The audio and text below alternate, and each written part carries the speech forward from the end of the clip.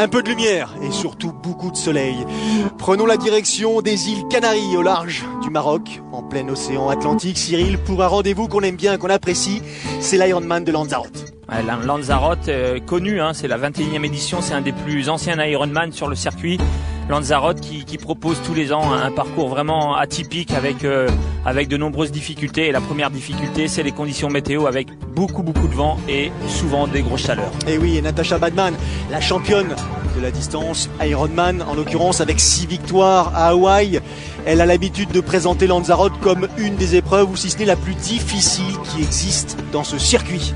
Donc direction l'île de Lanzarote, une des 7 îles qui composent cet archipel, encore une fois au large du Maroc, pour cette 21e édition. Lanzarote qui a l'habitude d'accueillir tout au long de l'année, compte tenu des conditions climatiques, les touristes bien sûr, mais beaucoup de triathlètes qui viennent s'entraîner ici dans des conditions assez agréables. Ouais, on va dire les touristes sportifs et beaucoup d'athlètes qui vont se préparer à Lanzarote. Il faut dire qu'ils ont vraiment un climat idéal tout au long de l'année pour pouvoir bien se préparer. Donc énormément d'athlètes de haut niveau qui vont se préparer à Lanzarote, que ça soit en vélo, en triathlon ou voire même dans d'autres disciplines. Et en général, ces athlètes se retrouvent au club La Santa qui est situé un peu plus au nord sur l'île. Alors d'habitude, ici s'affrontent quelques-uns des meilleurs représentants de la discipline parce que se sont imposés à Lanzarote Eneko Janos, Bert Yammer, Timo Bracht l'année dernière, plusieurs reprises aussi Hein Alain Johansson. Vous avez couru sur cette île de Lanzarote à l'occasion de cet Ironman. Donc chez ces messieurs, c'est souvent dense, c'est souvent incertain, et c'est pareil chez ces dames parce qu'il y a véritablement un attrait pour ce rendez-vous international. Chez ces dames ici se sont imposées Rachel Joyce, Catriona Morrison, Bella Bellis que l'on va redécouvrir entre guillemets, puisqu'après une année d'absence, elle a donné naissance à un petit Charlie. Elle fait partie des compétitrices inscrites ici en 2012. 1700 compétiteurs participent à cette édition 2012, Cyril. Ouais, c'est un record pour Lanzarote qui avait longtemps stagné aux alentours de 1000 participants, et puis voilà, depuis 2 ans ils sont en nette progression, et 1700 coureurs donc qui vont s'élancer sur cet Ironman. Il faut dire que c'est vraiment un très beau circuit avec un circuit en vélo qui est très varié, et puis une ambiance phénoménale à Lanzarote. Parmi les favoris présents, on a vu Philippe Graves, Stéphane Bellis. Attention à cet homme, il n'est pas très loin de ses habitudes.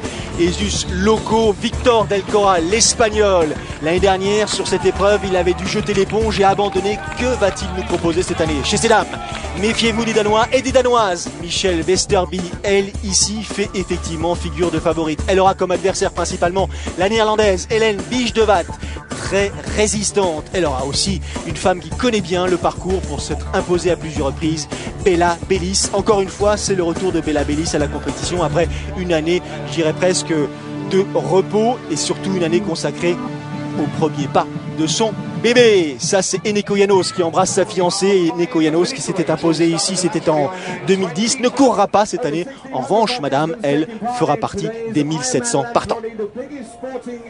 Comme d'habitude, ambiance un petit peu anxieuse à quelques secondes du départ. Les pros, quelques mètres devant les amateurs. Bella Bellis, Dossard et Bonnet frappés du numéro 2, très concentré. Son mari, Stéphane Bellis, là, est en train de s'étirer. Philippe Graves, le jeune Britannique, qui avait été un petit peu discret en 2011. Il avait décidé de mettre de côté ses participations sur le circuit Ironman pour mieux se préparer. Sans doute trop couru, quelques pépins physiques, et donc il avait souhaité souffler un petit peu. Plutôt une bonne idée. Ouais, plutôt une bonne idée. Et c'est vrai que c'était important pour lui de faire une petite coupure. Allez, c'est parti. 3800 mètres de natation, 180 km à vélo et pas mal de bosses. Et ensuite, pour terminer, bien sûr, le fameux marathon. Sans oublier, Cyril, vous le disiez, le vent et la chaleur. Il va faire très chaud à Lanzarote. Ouais, il fait souvent très chaud à Lanzarote, surtout en course à pied où il n'y a pas vraiment, même s'il y a du vent, il n'y a pas vraiment d'air. Et on a vu sur les visages beaucoup de tension, parce qu'on sait que sur cet Ironman-là, il y a un moment donné dans la course où on va être en grande difficulté. Imaginez, ça vous prend aux tripes quand il s'agit de mettre les petons dans l'eau en se disant on est parti pour 9, 10, 11, 12, 13 et jusqu'à 17 heures pour les derniers. Il est préférable de s'être un tout petit peu préparé. On commence par chercher sa place avant de la trouver, Cyril. On évite les quelques gifles, les quelques coups de pied, histoire de ne pas perdre les lunettes, de mal commencer. Et puis dès lors que les espaces ont été un peu créés, il s'agit là de prendre son rythme. Ouais, un départ quand même, on l'a vu, assez étroit pour 1700 coureurs. Donc les athlètes qui, on le voit, vont rejoindre comme ça la mer pour ensuite un peu s'élargir pour essayer d'éviter de prendre des coups, justement éviter de casser les lunettes ou de se blesser. Et puis c'est pas bon comme ça d'être au cœur de ce peloton quand déjà on stresse de ce parcours natation. Cela dit, une fois que le départ est pris, l'anxiété, le stress ont tendance à disparaître assez rapidement. 2 boucles pour effectuer ces 3,8 km, 2 boucles de 1,9 km. On est parti depuis Playa Grande, la plage de Puerto del Carmen, donc au sud de l'île. Et donc, comme d'habitude, je dirais presque, les meilleurs nageurs ne vont pas tarder à se mettre aux avant-postes. Philippe Grave a pris les commandes. On va retrouver Stéphane Bellis, on va retrouver Bertie Hammer, on va retrouver surtout un jeune athlète du Team Tinibi, Daniel Axworth, qui commence à avoir quelques résultats, mais qui souvent, compte tenu de son passé de nageur, anime le front de course. Ouais, très bon nageur, donc on risque de le voir rapidement aux avant-postes. Donc des conditions de natation, on va dire excellentes, on le voit, pas beaucoup de vent à cette heure-ci du matin, pas de vagues, donc vraiment idéal pour les bons nageurs pour pouvoir faire une bonne natation et avoir de très très bons appuis. Regardez le décor. Alors, quand ils sont à la surface, ils n'ont pas véritablement l'occasion d'en profiter. Même si parfois, effectivement, les poissons passent suffisamment près pour qu'on ait le sentiment de les toucher. Confirmation, Daniel Axworth, le jeune Britannique, a pris les commandes de l'épreuve. Il est pro depuis une année seulement. Il a pris cette année une 2e place lors du challenge Fuerteventura, donc quelques semaines auparavant, là sur une autre île des Canaries. Ce sont pour la plupart des favoris des athlètes qui sont venus ici passer plusieurs semaines avant l'épreuve. Ouais, en général, les athlètes qui viennent faire l'Ironman de Lanzarote, alors pour les Européens, souvent ils viennent dans l'hiver, ça leur permet de s'entraîner et puis de reconnaître le parcours. Et puis pour les autres athlètes, ils viennent plusieurs semaines en avant justement pour s'entraîner et pour finir leur préparation pour cette course-ci. Regardez le monde, regardez les spectateurs massés sur cette plage de Playa Grande. Sortie de l'eau, première sortie de l'eau, parce que je vous rappelle qu'il y a 2 boucles à effectuer. Il y a déjà un petit groupe là qui s'est franchement détaché. Un petit groupe emmené encore une fois par Daniel Axworth, par Philippe Grave. On va vous les détailler là. Caméraman dans l'eau. Allez, un dernier dolphin pour sortir. Axworth, premier à sortir de l'eau. Philippe Grave avec le bonnet bleu. Stéphane Bellis. Oliver Simon. Bertie Hammer. Victor Manuel González. Voilà la composition de ce quatuor. Ils ont là une poignée de secondes. On va vérifier dans quelques instants. 2e groupe de poursuivants derrière, un peu plus éloigné, avec Yammer, avec Nastich. La première femme qui sort de l'eau sous vos yeux, Michelle Westerby, la danoise. 2e position pour l'Espagnol avec le bonnet vert, Saleta Castro.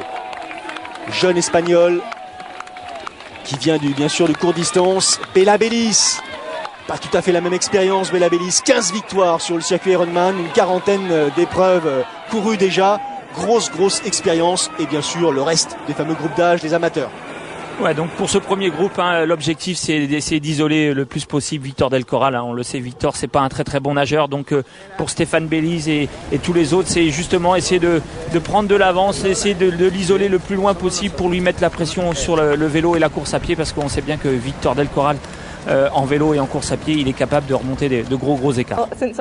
Bella Bellis qui nous confirme qu'elle s'est arrêtée pendant une année, que c'est son premier Ironman depuis 21 mois.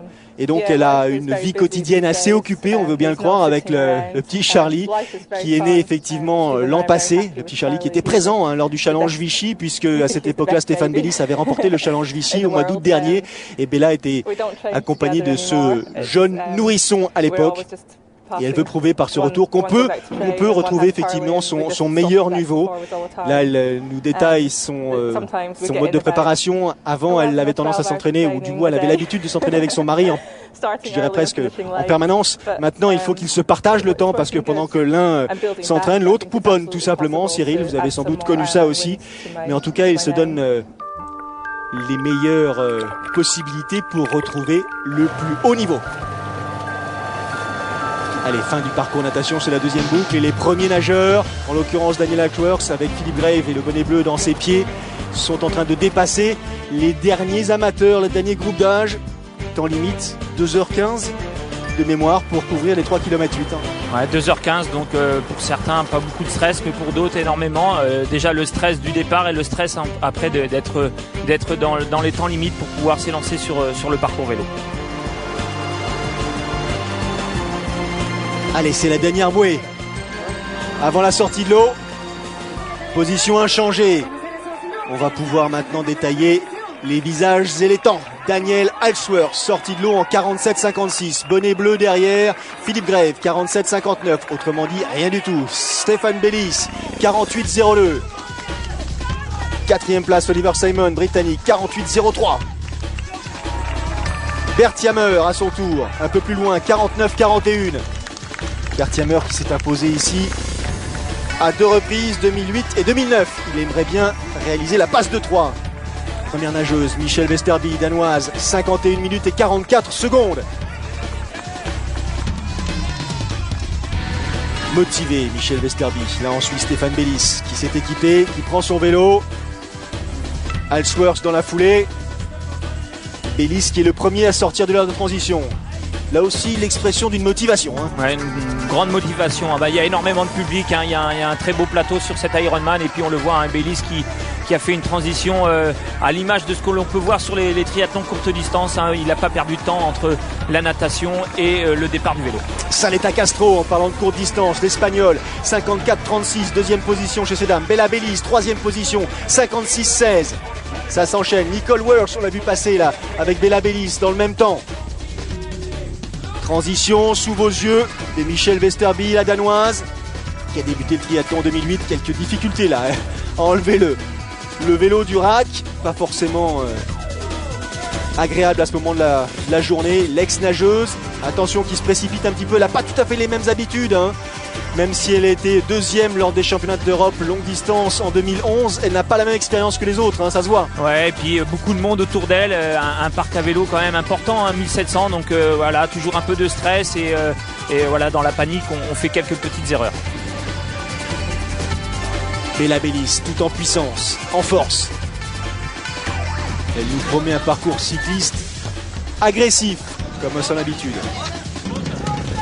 Allez, on sort de l'eau, on se prépare, on récupère ses affaires et on s'élance pour les 180 km. Ça, ce sont les temps à la sortie de l'eau. Écart faible chez ces messieurs, un peu plus conséquent chez ces dames. Il y a déjà presque 3 minutes entre Vesterby et Castro. Et voilà le décor, Cyril. Ça va être ça pendant un bon moment. Ouais, voilà, des routes au milieu des champs de lave. Donc une première partie vraiment très très très belle avec la boucle la boucle d'El Golfo où là vraiment on va rentrer dans les premières difficultés avec notamment du vent et puis des faux plats. Et là on l'entend, le vent et le faux plat, on le voit. On vous a pas menti, c'est ça d'un bout à l'autre avec, on a peut-être oublié de le préciser, 2 ascensions majeures, une troisième aussi qui fait mal aux pattes. On passe par Fire Mountains, on passe ensuite par Los Nieves, on passe par Mirador del Rio et on finit par Teguise avant de retrouver la plage de Playa del Carmen et ensuite attaquer le marathon. Dossard 21, elle est sortie de l'eau en tête chez ces dames. Michelle Vesterby, la danoise. Dossard 27, Saleta Castro, l'espagnol, jeune athlète, très jeune athlète qui s'attaque aux longues distances. Championne d'Espagne longue distance en 2010. On a vu Bella Bellis. Un des Français présents, Stéphane Rouillet dans la catégorie handisport. Stéphane qu'on a l'habitude de croiser sur les épreuves. Résistant, très résistant. Qui sait se préparer. Qui a l'habitude de faire des longues distances et des distances Ironman. Elle en revanche n'a pas franchement l'habitude. Martha Lebron. C'est sa première expérience sur Ironman. Et elle n'est pas venue ici par hasard à Lanzarote. C'est tout simplement le berceau de sa famille. Elle est effectivement d'origine hispanique. Son grand-père, sa grand-mère étaient ici au préalable, ils ont déménagé. Et puis elle est née aux États-Unis. Et puis elle s'était dit que c'était peut-être l'occasion de mêler l'histoire de sa famille et une aventure sportive. Elle a pris son sac sous le bras, elle s'est préparée, elle s'est engagée sur une épreuve qui n'est pas forcément la première sur laquelle on s'engage normalement. C'est pas une des plus simples, n'empêche que la petite dame, elle est courageuse. Elle est sans doute très motivée par ce contexte familial-sportif. Son nom en l'occurrence actuel est Lebron, mais le nom de ses grands-parents était Jiménez. Donc le journaliste lui dit des Jiménez, elle devrait en trouver quelques-uns ici. Sur le parcours. Allez, on retrouve la tête de la course. Regardez les décors, la mer bien sûr, et tout de suite les champs de lave. Nous sommes sur une des îles qui composent l'archipel des Canaries. Et Philip Grave, le Britannique, qui était le plus jeune athlète à remporter un Ironman, souvenez-vous, hein, c'était en 2009. Philip Grave, il avait remporté l'Ironman de Grande-Bretagne à 20 ans seulement. Et puis ensuite, il a un tout petit peu disparu des tablettes pour essayer de mieux revenir. Bert Yammer, on l'a vu en vert, en train de s'hydrater. Ça, c'est Daniel Hawksworth, accompagné de Stéphane Bellis. Deux compatriotes. Attention à ne pas faire non plus d'erreur d'un point de vue réglementaire, Cyril. Il y a des contraintes à respecter. Ouais, il y a des règles à respecter. Hein. C'est 7 mètres entre les coureurs ou 3 mètres sur les côtés. Bon, là, on l'a vu, hein, c'était dans un rond-point, un virage. Donc forcément, les athlètes sont vigilants et les arbitres sont quand même assez souples là-dessus. Maintenant, dès qu'on rejoint une ligne droite importante, il faut qu'ils fassent attention. Stéphane Bellis qui insiste sur le fait qu'il n'y a rien de comparable entre un engagement nécessaire pour disputer un Ironman et une autre course. Ça nécessite une préparation précise, dense, longue, dont en plus on ne sait jamais quelle sera l'issue de la course parce qu'il y a tellement de facteurs qui rentrent en considération. Il y a votre état de forme bien sûr, mais il y a les conditions climatiques, il y a la rivalité avec les autres, il y a les incidents, les faits de course. Il a vécu quelques derniers mois difficiles, même si encore une fois, on vous l'a dit précédemment, il s'était imposé lors du challenge Vichy au mois d'août dernier, première édition. Depuis, Stéphane Bellis a été un peu plus discret lui aussi sur les différentes courses auxquelles il a participé. Il s'attend bien sûr à vivre un parcours vélo difficile parce que ce soit Philip Grave, que ce soit Yammer notamment, ce sont des athlètes assez agressifs. Il y a une règle à respecter, à se fixer. Il faut faire son épreuve, ne pas faire sa course en fonction des autres, mais en fonction de son ressenti et de ses, je dirais, capacités du moment. Ouais, là c'est l'expérience qui parle, hein. On le sent bien, hein. La distance Ironman c'est vraiment particulier, ça demande une préparation mentale autre. Et puis comme il le dit, hein, il faut avant tout faire sa course et pas calquer sa course sur ses adversaires. Les stratégies de course viendront au fil de la course, savoir si on doit attaquer ou pas à un tel moment. Mais il faut avant tout se concentrer sur sa propre course. Concentré, Philip Grave, le Britannique, jeune athlète là, très puissant. Très bon nageur, très bon cycliste, qui pêche un tout petit peu en course à pied en général et qui lui revient sur sa saison 2011 où il a été effectivement blessé à plusieurs reprises. Ça a franchement, comment dit-on, ça l'a franchement empêché tout simplement d'obtenir des résultats et donc il a préféré à un moment donné jeter l'éponge et consacrer son temps à une meilleure préparation. Il s'est mieux entouré. Ils sont désormais 7 personnes, elles sont 7 personnes à s'occuper de son cas. Alors bien sûr, il y a des gens qui s'occupent de son aspect physique, l'aspect technique, il y a sans doute l'aspect aussi alimentaire, ce sont des psychologiques, ce sont des secteurs où auparavant il n'avait pas mis les moyens nécessaires en l'occurrence. Ah, il a gagné très très jeune, on l'a dit, il a gagné à 20 ans, donc forcément c'est de bon augure, mais ça peut aussi compliquer les choses. Et voilà, il a connu quelques années difficiles, il a choisi de faire un break, justement de se poser pour pouvoir bien s'entourer et je pense que c'était pas une mauvaise idée. Il est inévitablement un des plus sérieux clients sur 2 roues. Regardez les cuisseaux du gars, je peux vous dire que là il y a des watts. Choisi roulanticulaire, hein, Cyril. Ouais, c'est un peu surprenant hein, sur un parcours comme Lanzarote où il y a énormément de montées, de descentes et puis surtout le vent. Hein, quand il va avoir le vent latéral, il va être très très gêné par cette roue lenticulaire. Attention à lui, attention à cet homme, Victor Del Corral Morales pour être précis, qui fait une apparition de plus en plus efficace sur le circuit longue distance et le circuit Ironman. Il est sorti de l'eau en 56-13, loin derrière la tête de course, mais il est dangereux sur vélo. Michelle Westerby qui nous dit qu'elle est venue ici pour la première fois disputer le premier court distance de sa carrière. C'était il y a quelques années, mais c'est pas si longtemps que ça. Et elle s'est trouvée tellement bien qu'elle est revenue, comme on le disait aussi, à plusieurs reprises, seule, accompagnée, s'entraîner, passer de longues semaines, plusieurs mois. Et bon an, mal an, à l'issue de ces quelques années, eh bien, elle estime que c'est sa deuxième résidence, c'est son deuxième lieu de vie, donc il n'est pas question pour elle, sur cet Ironman, de passer à côté de l'histoire. Elle a bien l'intention de monter sur la plus haute marche du podium, ne serait-ce que parce que elle a envie vraiment d'écrire son histoire sur cette île. Elle doit se méfier. Bella Bayliss, vous avez aisément reconnu le nom. Et bien sûr, Bella Bayliss, encore une fois, une des plus expérimentées sur le circuit, si ce n'est la plus expérimentée, si l'on ne tient pas compte de Natasha Badman. Alors aussi, il y a Granger, pardon. Belinda, qui fait partie aussi de ces athlètes très expérimentés. Et elle confirme, ici, c'est chez moi. Je ne vais pas laisser passer l'opportunité qui m'est offerte. Elle est sortie de l'eau, je vous rappelle son temps, 51,44. Elle avait à l'époque plus de 3 minutes, ou presque, d'avance, 3 minutes sur Saletta Castro. Ça, c'est Nicole Vosch, l'Allemande, qui est sortie en compagnie de Bella Bayliss. Elle est sortie en 56,13, autrement dit, 5 minutes, un tout petit peu plus de 5 minutes derrière Michelle Westerby. Donc elle s'accroche, bonne cycliste, très bonne cycliste, quelques perfs à son actif. Elle avait fait une 6e place ici en 2011, 2e en 2010, elle connaît bien le parcours.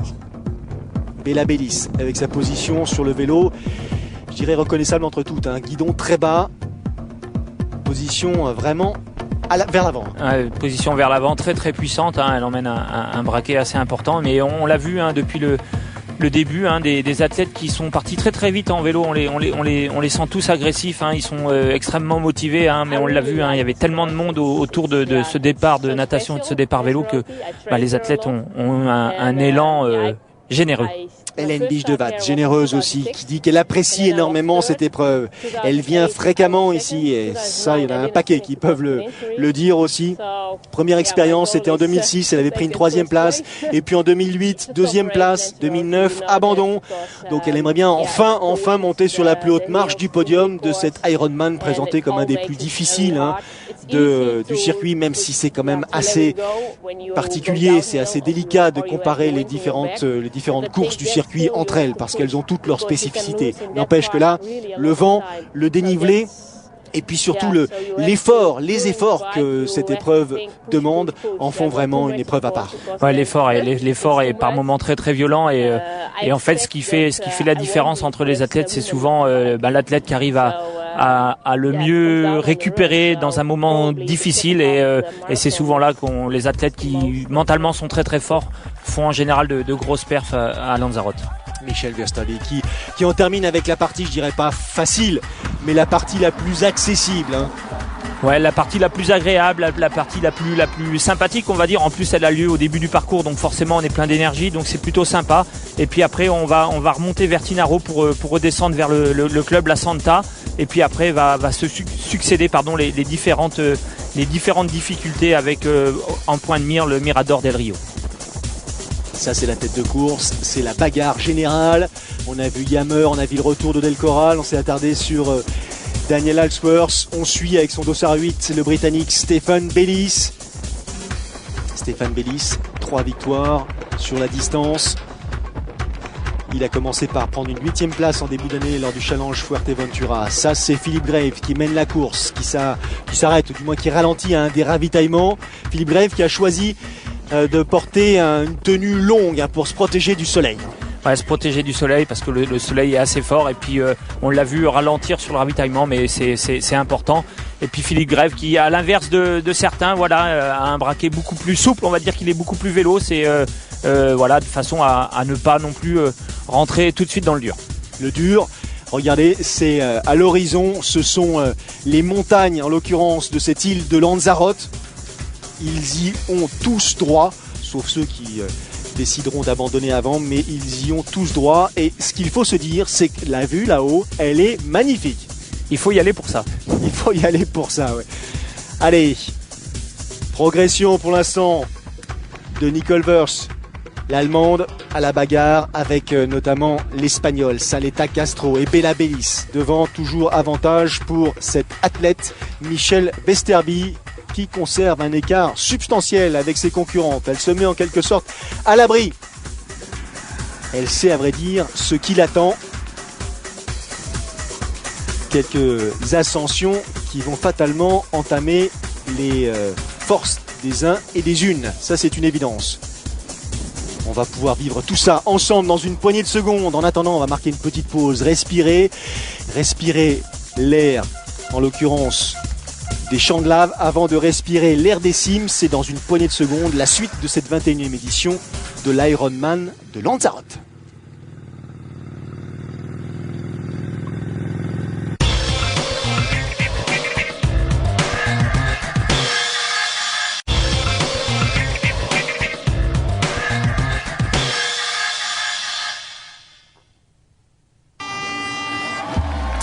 Les Canaries, l'île de Lanzarote, particulièrement 21e édition de cette Ironman de Lanzarote, Cyril, un site renommé, une épreuve courue avec toujours des plateaux tant chez ces messieurs que chez ces dames. Ouais, une épreuve qui est tellement reconnue dans le calendrier, hein, c'est une des plus anciennes que forcément ça attire les athlètes de haut niveau, les athlètes professionnels, parce que afficher l'Ironman de Lanzarote sur sa carte de visite, c'est pas rien. Et puis il y a une ambiance tellement particulière que forcément ça donne envie d'aller courir pour aller gagner, comme Victor Del Corral le souhaite. Devant, il y a eu bagarre et il y a toujours bagarre chez ces messieurs, on va y revenir. Halsworth, Grave, Bayliss, Victor Del Corral Morales, Bert Yammer, ça compose le quintet de tête chez ces dames, en l'occurrence Michel Vesterby, Saletta Castro et puis la Nicole Vush. Bien sûr, il y a aussi Bella Bayliss. Ça, ce sont les athlètes qui sont en train de rivaliser à l'entame, ou du moins à l'attaque des premières difficultés. Si ce n'est que, même si c'était relativement plan jusqu'à présent, il y avait quand même le vent qui ne facilitait pas pour autant les progressions. Là, on est dans le vif du sujet. Là, on est dans le vif du sujet, on commence à remonter vers Teguise et vers le premier col Los Nieves, avant d'aller rejoindre le Mirador del Rio. Position de recherche de vitesse, quasiment inchangée depuis le départ de l'épreuve, avec un braquet plus souple, vous le dites Cyril, que ses concurrents. Philippe Grave, toujours en tête de course. Sur la gauche de l'écran, Daniel Halsworth, le Britannique. Sur la droite de l'écran, Stéphane Bayliss, un autre Britannique. Deux attitudes différentes aussi. Bayliss très haut sur le vélo. Le champ de lave bordé par les éoliennes. C'est vous dire que là, en général, il y a du vent. Les relances pour, faciliter un tout petit peu la récupération, Cyril, ça commence à piquer. Ouais, ça commence à faire mal, on le voit, hein. En plus c'est pas des cols en petits virages, hein. C'est des longues lignes droites, donc forcément quand il y a le vent de face dans ces lignes droites, c'est compliqué, donc on est obligé de relancer pour justement s'étirer, relancer la machine. Et puis alors c'est pas des forts pourcentages, mais voilà, le fait que c'est ce vent qui rend vraiment la course difficile et les difficultés plus dures. Stéphane Bayliss, dossard numéro 8. On essaie de récupérer, de gérer les quelques parties descendantes, se rafraîchir avec le vent. Attention à ces descentes rapides, même si encore une fois là, le revêtement du parcours est sans problème. On se remet immédiatement dans une position de recherche de vitesse, histoire de fendre l'air. Regardez une des images impressionnantes, Philippe Grave là, dans une des premières ascensions, Cyril. Ouais, c'est surprenant, hein, mais, on l'avait dit, hein, le fait d'avoir utilisé une roue lenticulaire, c'est à mon avis pas le bon choix. Pourtant c'est surprenant parce que c'était un athlète qui était très très véloce, et là on le voit en grande difficulté, mais je pense qu'il a fait une grosse erreur dans le choix du matériel. On s'alimente. Saletta Castro connaît bien ici ce terrain de jeu, l'Espagnol. N'oublie pas de s'alimenter, c'est important. Dans quelques minutes, il faudra tout donner. Regardez Michel Vesterby, là, même s'il est en position de recherche de vitesse, je peux vous dire qu'elle appuie sacrément sur les pédales.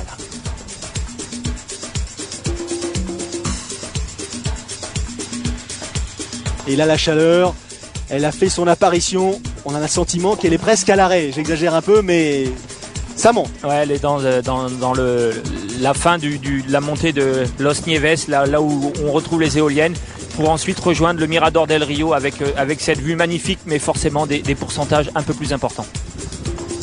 Victor Del Corral Morales, dossard numéro 10.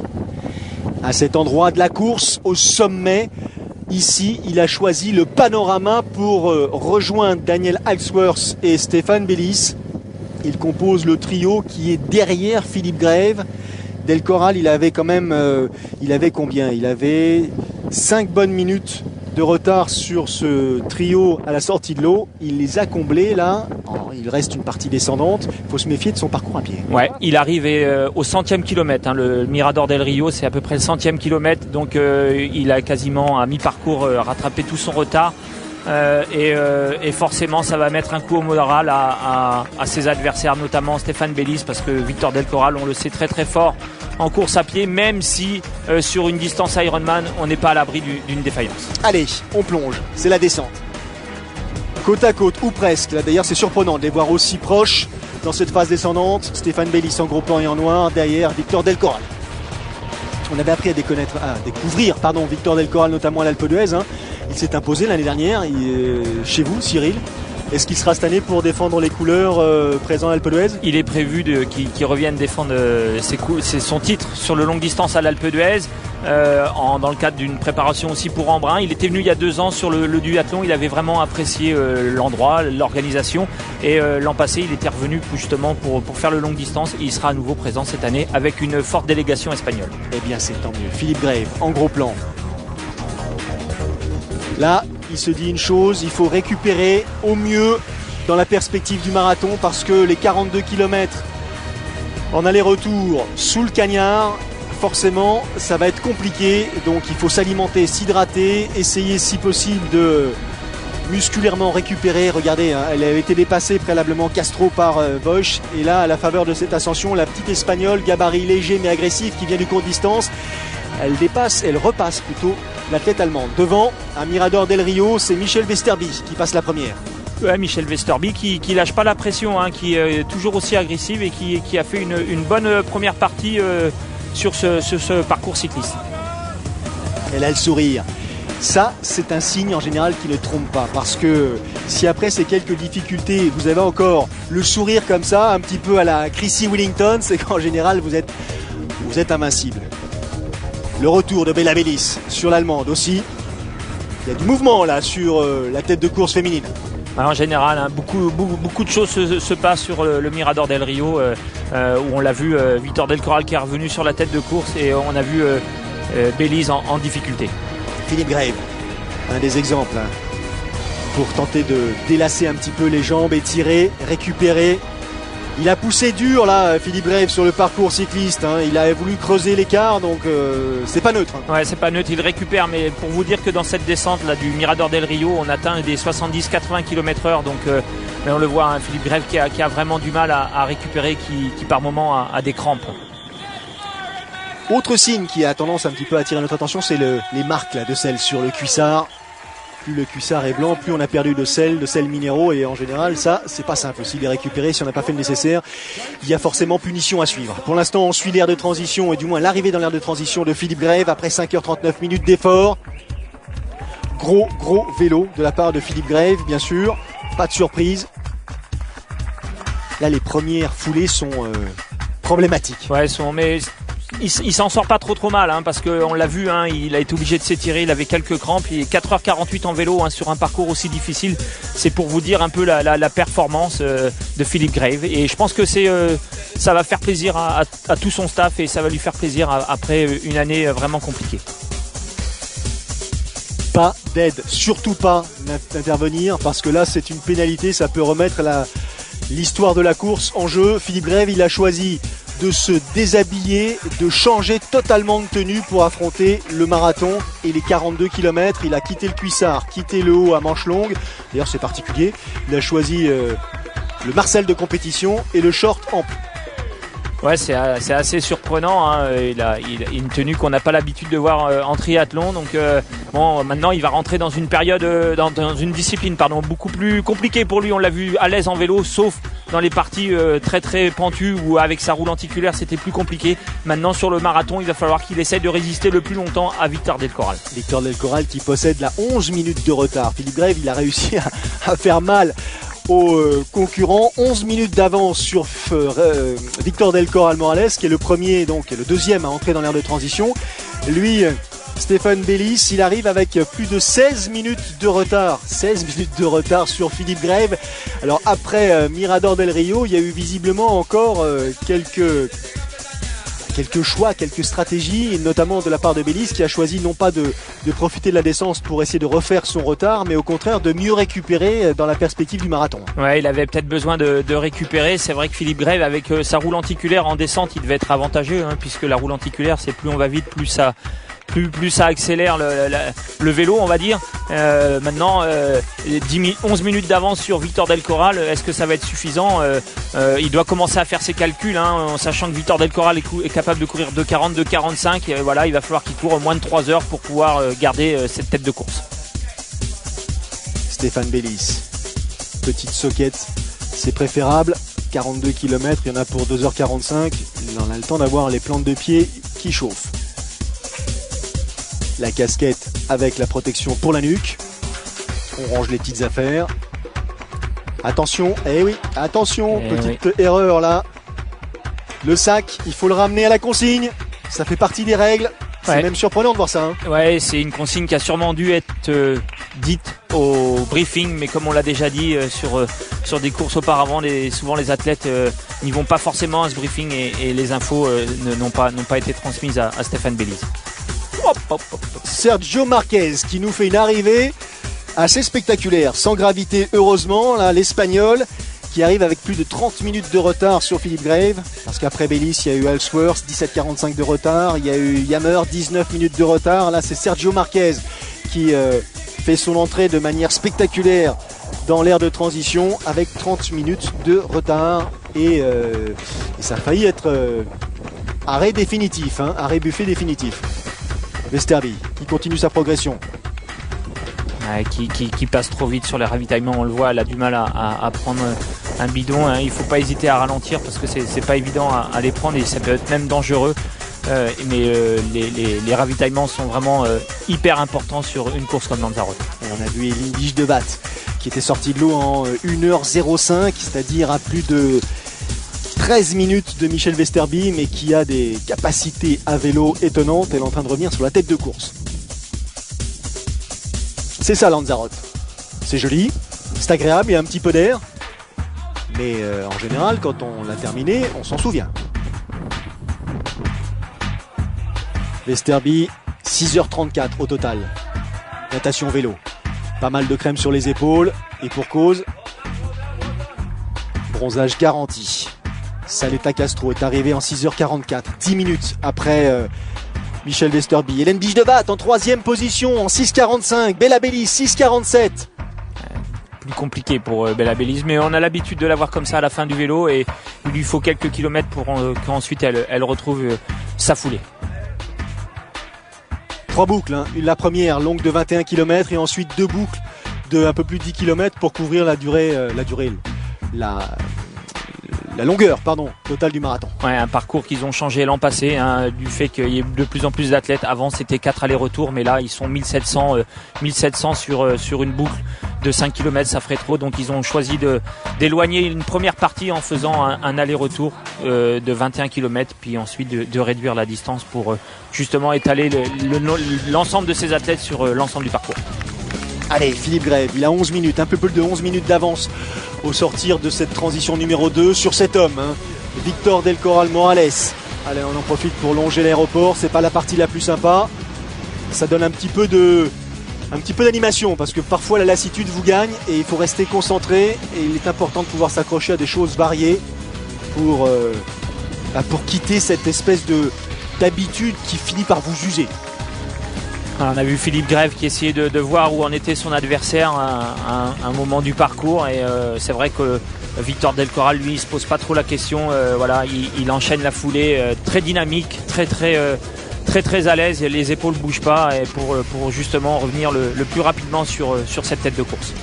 Hélène Biche de Bat, Bella Bellis, ça se bagarre derrière Michel Westerby, la danoise en tête depuis la sortie de l'eau, qui pour l'instant domine de la tête et des épaules cette 21e édition de l'Ironman de Lanzarote. Et regardez, elle donne pas le sentiment de coincer, de fatiguer, la foulée est fluide, agressive, elle est vraiment dans une logique de conquête.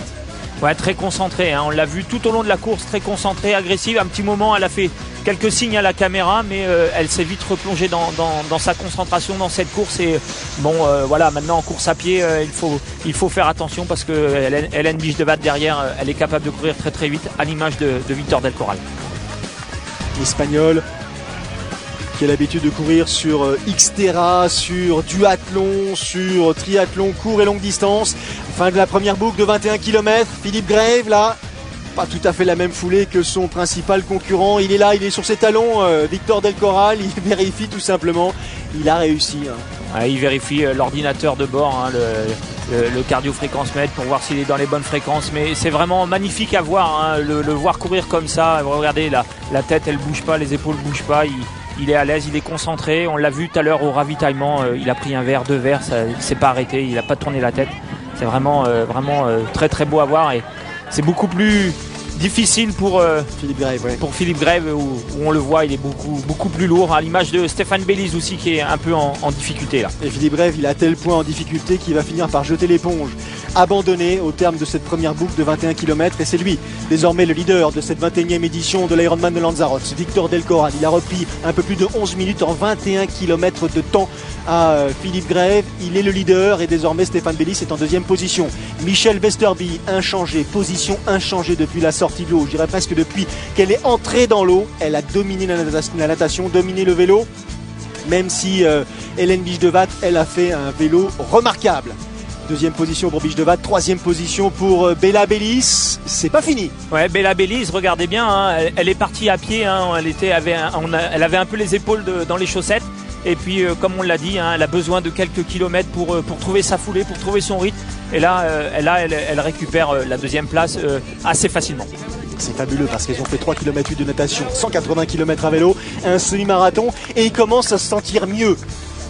Et c'est ça la grosse différence entre ceux qui s'imposent et ceux qui sont effectivement en retrait, c'est qu'il y en a qui trouvent leur deuxième souffle, leur troisième souffle, peut-être même leur quatrième au gré des kilomètres. En tout cas lui, mission accomplie après un abandon en 2011. C'est la première place qui lui tend les bras, victoire ici à Lanzarote pour Victor Del Corral. En son temps, Cyril, Victor Del Corral, 8h44 minutes et 40 secondes. Ouais, très très beau, très très belle course. Il s'est pas inquiété à la sortie de l'eau, il était très très loin, mais bon, on va dire entre guillemets qu'il a l'habitude de faire des natations très très moyennes. Par contre derrière, il a super bien géré en vélo pour éviter un écart trop important et puis en course à pied, on va dire c'était un métronome. 2h50 sur marathon pour s'imposer ici, donc sur cet Ironman de Lanzarote. L'émotion sur le visage de Victor Del Corral. 2h50, c'est un très très beau marathon. Maintenant, Victor Del Corral, ce qui va lui manquer pour aller chercher une place à Hawaï ou pourquoi pas une victoire, ça va être la natation. Et oui, il souffre, il pêche encore en natation. Stéphane Belliz, il a choisi de se protéger les épaules là, avec un haut t-shirt, prend une deuxième position, 8h53-38. 9 minutes de retard sur Del Corral. Ouais, il nous avait dit dans l'interview avant la course que ça se jouait beaucoup dans la tête, qu'il connaissait bien le circuit Ironman, qu'il connaissait bien la distance, mais qu'à chaque fois c'était une aventure différente. Et bien là, on va dire que Stéphane Belliz, lui, il a été chercher sa deuxième place au mental. Et lui aussi, aventure différente, il l'a vécu au moment d'arriver dans l'aire de transition après le vélo. Sergio Marquez, il a eu la force physique, il a eu la niaque entre guillemets pour aller chercher cette troisième place. Il monte sur le podium, troisième place pour Sergio Marquez en 9h 2 minutes et 59 secondes. Eh oui, Victor Del Corral qui vous répond, Cyril, qui dit quand même je galère sacrément en natation, c'est toujours très difficile sur ces distances-là. Je dois me battre absolument dans cette première partie d'épreuve. Et donc fatalement après ça rend ma progression et la suite de ma journée encore un tout petit peu plus délicate parce qu'il faut que je fasse des efforts supplémentaires pour revenir à vélo et pour ensuite si possible conserver un écart suffisant et que je puisse me servir de mes atouts pour en course à pied tenter de faire la différence. Stéphane Belliz qui dit lui c'était quasiment mission impossible de revenir sur Victor Del Corral en course à pied. Il a été tellement fort à vélo que j'ai préféré effectivement ralentir, lever un petit peu le pied, garder du jus pour le marathon derrière. Je suis très très satisfait de cette deuxième place.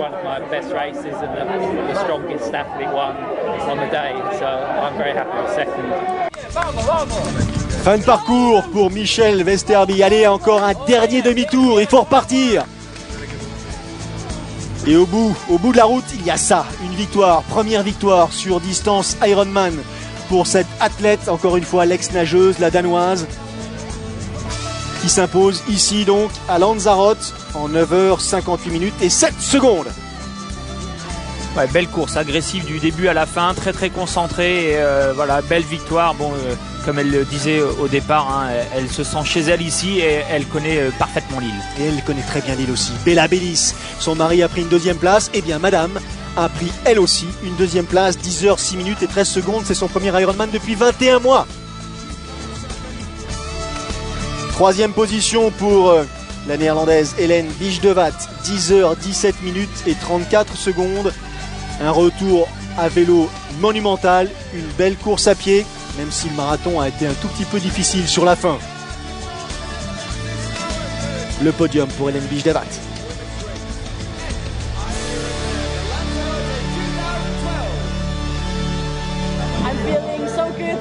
Ah, je me sens super bien, mais c'est ce qui m'inquiétait d'ailleurs, parce que les jours qui ont précédé la course, la semaine qui a précédé la course, je me suis senti en super confiance. J'étais vraiment bien, je dormais bien, je n'avais pas de stress. Je me suis dit mais c'est pas possible, qu'est-ce qui se passe? Je peux pas être aussi bien avant l'épreuve, ça va forcément me réserver quelques surprises. Et en fait non, ou plutôt si, parce que la natation a été difficile pour moi en dépit de mes qualités de nageuse. Je me suis dit tiens, je suis en train de lutter un petit peu, même si elle est sortie de l'eau avec un bon temps. Je me suis dit mais je vais me rajouter des difficultés au cours du parcours. Et puis il m'a fallu une trentaine de kilomètres à vélo pour trouver des sensations plutôt, parce que je me suis battu et puis c'est revenu. Et puis progressivement, après le 40e, 50e kilomètre, un rythme a été... j'ai trouvé un rythme, j'ai réussi à récupérer, à m'alimenter, à m'hydrater. Et puis en fait, je vais vous dire, hein, la course à pied, c'est ce qui a été le plus facile aujourd'hui. Ouais, belle analyse, surprenante. Hein, on l'avait trouvé plutôt à l'aise en natation. Elle nous a dit qu'elle avait eu du mal et où on l'a trouvé pas moins bien, mais vraiment très concentrée en course à pied. Ben ouais, c'était peut-être parce qu'elle était vraiment très concentrée qu'elle a trouvé la course à pied plus facile. Mais c'est vrai que quand on est comme ça en tête de course, c'est forcément plus facile. Monsieur et Madame Bellis et les arrivées, parce qu'il y avait 1700 inscrits sur cette épreuve là, sur cette 21e édition, donc fatalement ça va prendre un petit peu de temps d'accueillir non pas les 1700 mais la plupart d'entre eux. Monsieur qui doit faire une demande assez particulière à madame là avant de franchir la ligne. 17 h hein, au maximum pour franchir cette ligne d'arrivée. Alors en fonction de son état de forme on gère, on se dit qu'on n'est plus à 10 minutes, on n'est peut-être plus à 15 minutes et surtout on prend le temps de savourer. Ouais, on prend le temps de savourer, surtout sur cette ligne d'arrivée. Hein. C'est un réel défi que de se lancer sur l'Ironman de Lanzarote, parce qu'on l'a dit, on l'a répété, c'est vraiment un Ironman compliqué parce que le parcours est pas facile, compliqué parce que les conditions météo nous réservent tout le temps des surprises.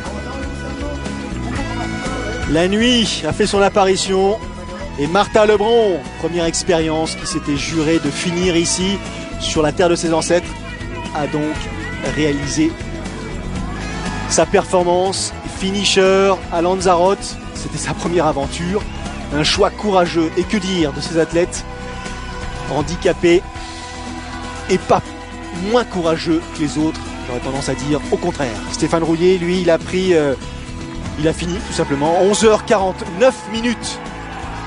Et ça c'est une des histoires qui va animer effectivement l'Ironman de Lanzarote. Elle est passée en 16 h 59 et il s'en est pas fallu de beaucoup pour que cet athlète ne puisse se targuer de l'identité désormais de finisher. Le sprint après 16 h 58 de course, il faut aller le chercher quand même. Elle va récupérer, elle va sourire surtout, et elle va être accueillie comme il se doit par les vainqueurs de l'épreuve. C'est normalement la tradition. Prochain rendez-vous, triathlon longue distance sur Sport Plus. La semaine prochaine, le Half Challenge de Kalela. Salut à tous. Salut.